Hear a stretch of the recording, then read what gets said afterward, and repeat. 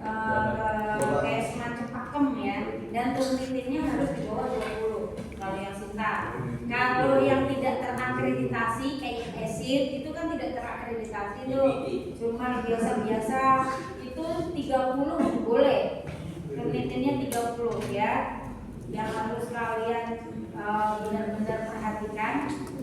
Tapi sebelum buat jurnal kalian harus punya pakem-pakemnya nih teman-teman. Jadi kalau mau sedikit sharing dari ibu boleh nih kasih. Aduh enggak. Karena saya menerapkan ini jurnal ini tembus yang tadi Sinta 2, Sinta 4, Sinta 5, alhamdulillah tembus gitu. Disetujui. Tapi pakainya sebentar. Dulu.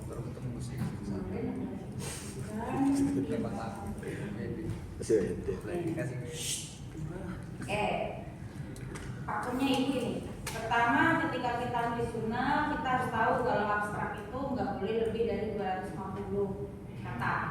Nah, isi abstrak itu ini berarti latar belakang dari penelitian itu 1 atau sampai 2 kalimat. Tujuan dari penelitian itu 1 kalimat, metodenya 3 sampai 4 kalimat, kemudian hasilnya 1 kalimat, kemudian diskusinya, conclusion itu diskusi ya 1 kalimat, kemudian kontribusi di lapangannya 1 kalimat.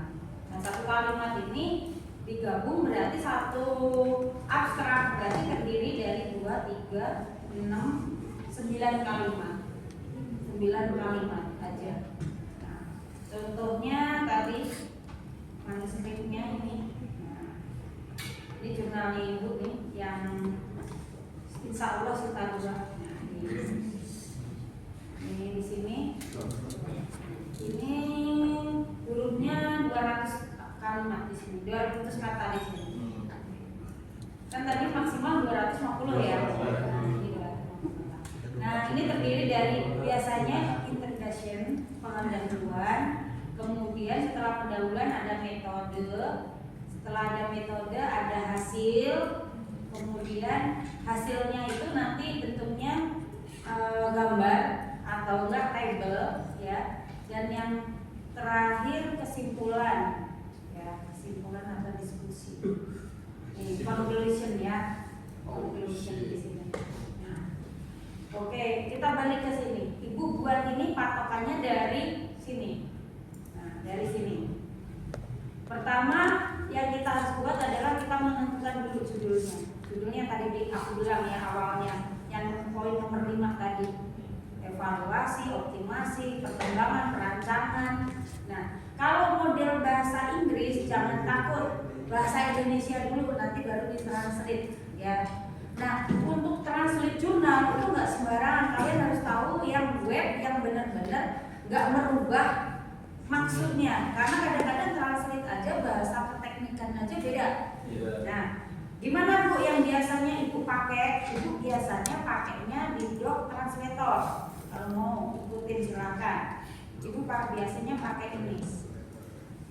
Nah, yang ini. Ini modelnya ya yang online translator yang ini. Nah, nanti di-upload jurnal kita yang bahasa Indonesia. Nanti kita pilih yang bahasa Inggris, bahasa Indonesia ke bahasa Inggris, tinggal di-download aja gratis. Nah, ini menurut Ibu yang bagus dan lolos. Kalau kita pakai yang translate di Word, kata-kata kadang berubah maknanya. Bahasa keteknikan itu beda ya. Jadi ada beberapa yang membedakan. Nah, kalian bisa pakai ini nanti. Kalau jurnal kalian bahasa Inggris. Nah, oke, lanjut ya. Tapi ya banyak iklan namanya gratis. Ini apa nih? Promak. Ini promak. Kalau beli ini jadi makan promak. Oke, lanjut ya, lanjut. Oke, yang pertama itu introduction ya. 1, 2, 3 ini yang Ibu ansir ini ada di pendahuluan kalau jurnal. Isinya apa saja Bu? Isinya itu kata-kata yang semua orang itu mengerti dan paham, setuju gitu. Nah, misalkan ya, penting di dalam kehidupan masyarakat, benar nggak? Etika. Nah, terus mahasiswa Universitas Pamulang dituntut untuk beretika baik, benar nggak? Nah, benar. Itu kan kata-kata yang memang sulit terbantahkan dan benar, gitu. Nah, dibuat poin tentang etika sebanyak 5 atau 4 tentang etika, tentang pernyataan yang memang diakui kebenarannya, ya. Kemudian yang kedua, cari gap. Gap itu sesuatu yang menjadi kekurangan dari pernyataan yang di nomor 1. Misalkan, tidak semua mahasiswa Universitas Pamulang beretika baik. Tidak semua. Benar atau enggak? Betul. Betul. Berarti kan ada celah kekurangannya. Yang kedua, banyak pelanggaran etika yang terjadi di lingkungan universitas. Benar nggak? Nah, itu yang menjadi gap penelitian. Gap itu dibuat datanya sebanyak 4 atau 5 di sini, ya. Berarti ada pernyataan benar, ada tetapi ada kekurangan. Itu namanya gap. Yang ketiga, kita harus menentukan untuk apa sih pentingnya kalau kita buat penelitian.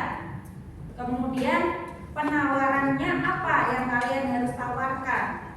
Membangun sistem apa atau menganalisis apa? Nanti tujuannya untuk apa?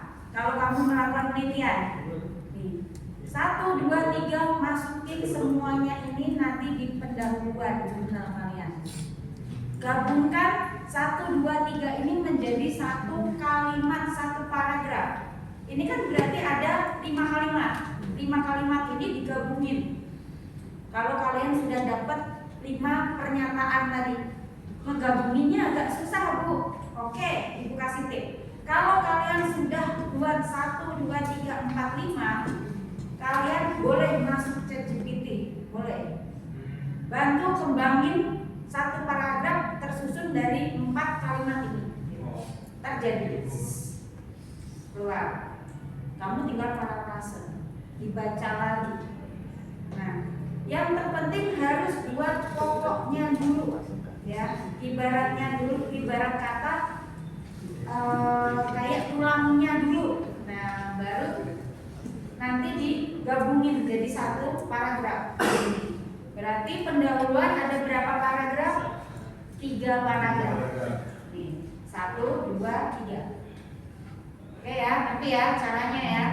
Terus yang kedua, kalau sudah masuk di pendahuluan, biasanya masuk di metode. Bahas metodenya di sini, kira-kira penelitian kalian desainnya kayak gimana? Kualitatif, kuantitatif. Terus kemudian populasi yang kalian gunakan apa, sampelnya apa? Contohnya, populasinya berarti seluruh mahasiswa Universitas Pamulang.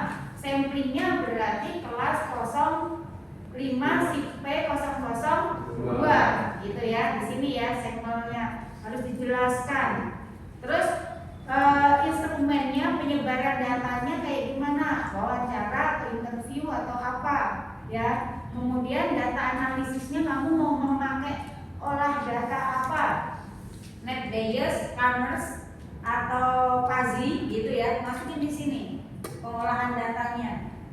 Nah, masukin di sini nanti ada gambarnya, kalau Pazi gambarnya gimana, Net Bayes gimana prosesnya, gitu ya. Kemudian hasil itu berarti isinya nanti hasil dari wawancara yang dari nomor 3, hasil observasi, hasil pengolahan dokumen itu pengolahan data tadi.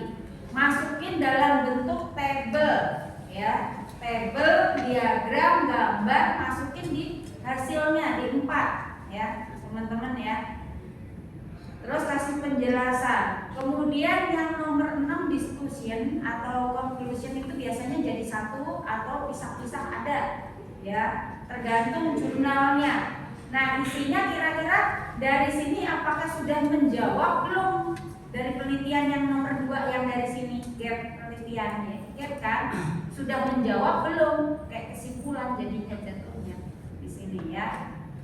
Oh, berarti penelitian ini menjawab karena tadi tidak semua mahasiswa etika sehingga mendapatkan presentasinya berapa persen gitu ya. Terus kemudian conclusion itu kira-kira seperti